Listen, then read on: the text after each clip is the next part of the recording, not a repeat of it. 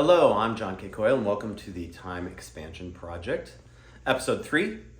As I always say, in this series we are exploring the neuroscience and psychology of time perception, and very specifically and prescriptively, how to slow, stop, and reverse the perceived acceleration of time that most adults feel and experience the endless summers of youth again. Our last episode, we dug into some of the brain science, and for those that are following this, you're probably gonna have to listen to this a couple of times. I have literally given this talk. I'm a professional speaker by trade hundreds of times. I've practiced on thousands and thousands of people. I have distilled the core concepts down as tightly as I can. And so, one of the things that makes me feel good when I speak is that people will say, oh, I've heard you speak 3 times before and I'm still getting stuff out of it. I left you last time with the notion that life begins at the edge of your comfort zone. Let's dive into, in episode 3, is time even a real thing? Like, is time even real? Is there such a thing as time? And, physicists have been exploring this for a long time. And, time in the universe is this thing that used to be universal and true. Now it's variable and very hard to digest the fact that time accelerates, slows down, speeds up around massive gravitational objects, and then if you dig into the physics of the dawning of the universe and how much happened in the first picosecond, which is more that's happened in the 15.3 billion years since, it's hard to get your arms around the nature of time when it comes to physics. The same's kind of true for brain time. Brain time does not follow any real rules. And, the thing that I hear about this talk a lot is that I'm not telling you anything you don't know. I'm literally giving you language for stuff you already know. Time is not linear. You know this. If you've ever said, I can't believe that was last week, that was last month, I can't believe that was last month, that was last week, I can't believe it was yesterday, it feels like last year, I can't believe it was last year, it feels like yesterday, you're sitting down to a meeting with a business comrade and somebody's droning on in the front of the room and you're trying to remember how many kids they had and it's so boring and you just wish you were out of there and back home with your family and you look at your watch after what seems like 3 hours and 20 minutes has gone by. Or best friend flies in from out of town. You might not have seen them for 5 years, 10 years. And you sit down for a coffee or a cocktail and you start talking. And you pick up right where you left off. We'll get into that later, but there's a thing about that. You pick up right where you left off. There's no time has passed. Always true for best friends. And then you look at your watch after what seems like 20 minutes and 3 hours has gone by. So we know that the nature of time, as we humans experience it, kairos, is not linear. But yet we pretend it is. Why do we do this? I would liken it, this notion of linear time, of clock time, of chronos time is exactly the same as the Flat Earth Society.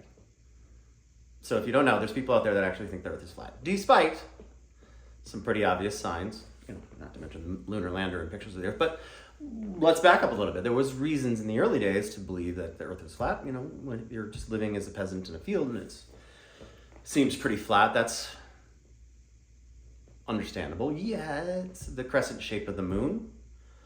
If you climb a tall hill, you can't see the edge of the Earth. And in fact, up until Plato and Aristotle's time, 5300 BC, no human on the planet had ever conjectured that the world was a sphere, despite some pretty obvious signs to the contrary. And the same people that invented algebra and the keystone and the arch and the fluted door columns of a Greek temple didn't know or believe that the world was a sphere. And in fact, it didn't even enter mainland China until the 1800s that the notion of the world was a sphere. So the vast majority of human beings on this planet, despite their intellect and their capabilities, believed that the Earth was flat. I think we're living in a flat Earth society when it comes to chronos time. Clock time doesn't real. That doesn't matter. The value of an increment of time is not related to its duration. What matters is what's packed into that moment, that minute, that month, that year.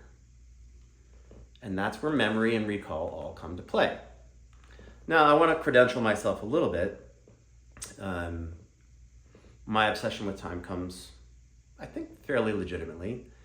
I come from the world of Olympic athletics. I was a international level cyclist. I competed in the World Championships, and then I think I was 12. back in the day. And then I competed also in international speed skating, made an Olympic team and went on to win a silver medal by, tiniest of margins of time. This is the nature of sport, right? Particularly speed skating, swimming, sports like that, like hundreds of seconds determine the outcomes. And so I spent, 2 decades trying to pack more meters, more miles, more pedal strokes, more skate strokes, more time into less time, with the final outcome being that a tiny increment of time reset my trajectory, kairos, all over again. Right? As Seinfeld puts it, gold, silver, bronze, never heard of you. And he's right? Right? Nobody's ever heard of the 4th place person. It's sad. Why does the podium only have 3 steps? I don't know. It's not my job. But, when you think about it, in sports, tiny increments of time really matter. Hundreds of seconds literally determine somebody that's famous on a Wheaties box, if they sell Wheaties, and somebody you've never heard of. And the thing that occurred to me as I exited sport is that it's true in real life. First, let me tell you a little bit about speed skating. I'm not going to use my year because there's a better example, but hundreds of seconds determine first from second. In the 2002 Winter Olympics, my friend Casey Fitz-Randolph won the gold medal in the men's 500 meter by 2/100ths of a second over Shimizu from Japan. 10th place, Urban Venemars, was only 33/100ths behind Casey. 33/100ths. 10 people in that space after a lifetime of incredibly difficult training. And so you say, well, that's sports and real life isn't like it, but it is. It really is. The primary insight as I moved from sport into the real world was, oh my goodness, it's the same in real life. Everything happens in moments. There might be years and months and minutes leading up to it, but everything happens in moments. You asked her out or you didn't. You took the job across town or you didn't. You accepted the promotion or you didn't. You redesigned the bathroom and it fell apart or you didn't. Like all of these decisions, you avoided the car crash or you didn't. You leaned in for the kiss or you didn't. You told her you loved you or you didn't. Like she didn't tell you. Like this is the way life works. There are weeks and months and years leading up to the most important moments. And that's where the amygdala and the hippocampus live. They're literally living in moments, and so do we.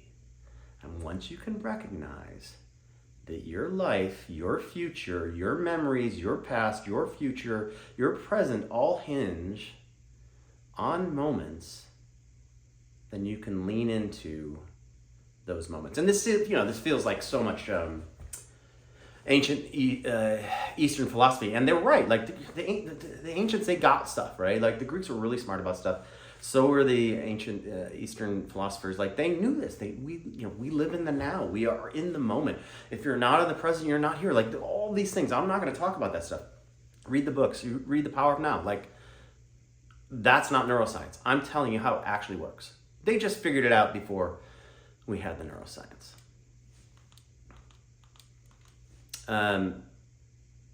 So I'm gonna leave you with volume 3 here. I will close with saying the same thing I'm going to say every single time. That the value of an increment of time is not related to its duration. The value of an increment of time is not related to its duration. Also, I guess I should be saying, please subscribe here. I'm going to learn how to put in a button. I'm new to this, but I promise you everything I'm telling you is fundamentally based in the latest. Oh, and the last thing when it comes to credentialing is I am fortunate to be friends with or friend acquaintances with a bunch of neuroscientists.